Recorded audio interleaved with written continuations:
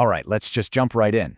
The world of agile and product development is getting hit by a massive wave, and its name is AI. It's changing pretty much everything, how we work, what we value, and it's kicking up one really big question. I mean, this is the elephant in the room, isn't it? Is this new tech going to make your role totally obsolete? It's a fair question, but honestly, the answer might not be what you think. See, the threat isn't the technology itself. No, the real threat is trying to stick to an old playbook when the game is completely changed. The key to not just surviving but actually thriving is to understand these new rules. So, let's break it down.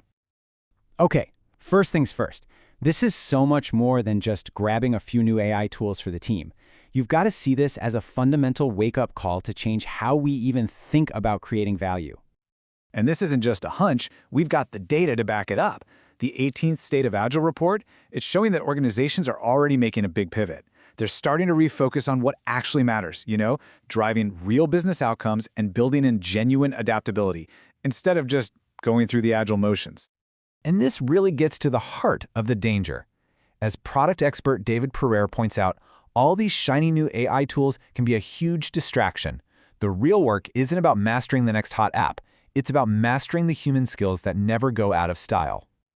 So really, it all comes down to this choice right here. Are you going to spend your time chasing tools, which is a race you can literally never win? Or are you going to invest that time in building up core human skills like critical thinking, decision-making, and just getting everyone on the same page?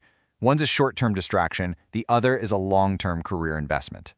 So if we're talking about skills, what's the most important one in this new world? Well, it's the one thing AI really can't replicate: your ability to think critically. This is about to become your superpower. Google's Addy Osmani has this fantastic, super practical framework. He says we should just go back to basics, the classic questions: who, what, where, when, why, and how. When you apply this simple lens to anything AI spits out, it forces you to stay grounded, to stay curious, and to make sure you're still pointing toward your actual goals. This slide really frames our new role perfectly. Think about it.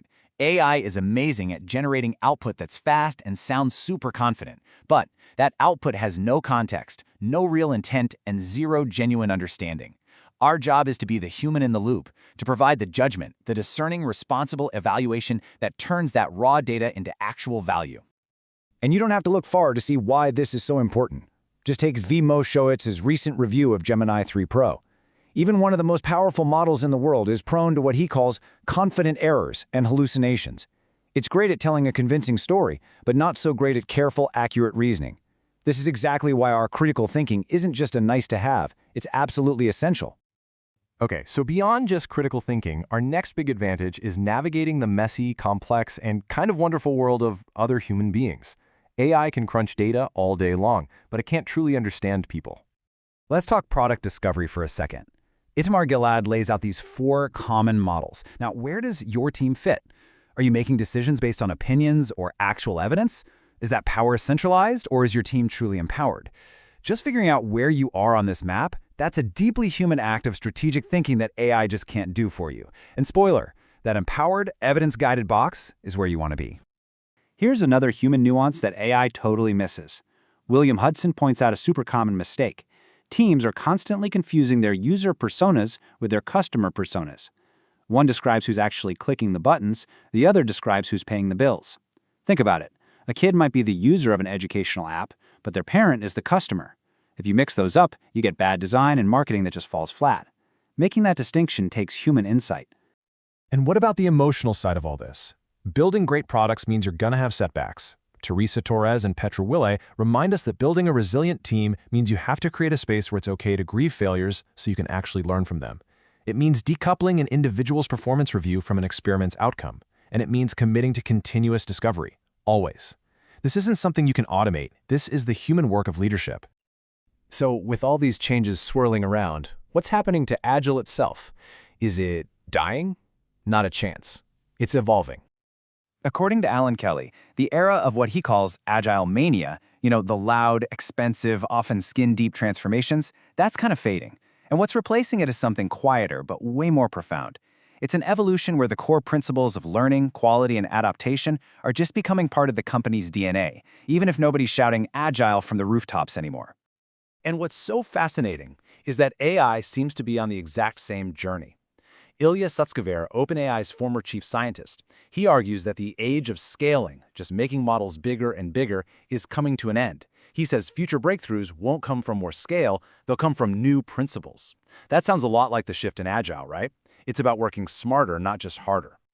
A huge part of working smarter is just understanding each other. John Cutler makes a great point that a lot of team conflict isn't really about disagreeing on goals. It's about having mismatched cognitive styles. Is one person thinking in big, abstract concepts while another person needs every last concrete detail? Recognizing these different ways of thinking, that's the key to unlocking real collaboration. Okay, let's land the plane by bringing this all together with the most practical question of all. In this new world, how do we measure success? Because let's be honest, if we measure the wrong things, we're going to drive all the wrong behaviors. And for years, so many of us have been caught in this trap. We've been measuring activity, not impact. And the problem is, this isn't just misleading. It's also incredibly easy for both people and AI to game the system. Lara Tacho is super clear about the metrics we need to stop using for individual developers. Things like lines of code, number of commits, or story points. These are just vanity metrics. Yeah, they make it look like work is happening, but they tell you absolutely nothing about whether that work created any value for a customer. The goal then is to shift our focus completely. We have to move away from measuring what people are doing and start measuring the results of what they've done. So, what does a better framework look like? Well, first, focus on outcomes. Did we improve customer satisfaction? Did we reduce churn? Second, always consider the context.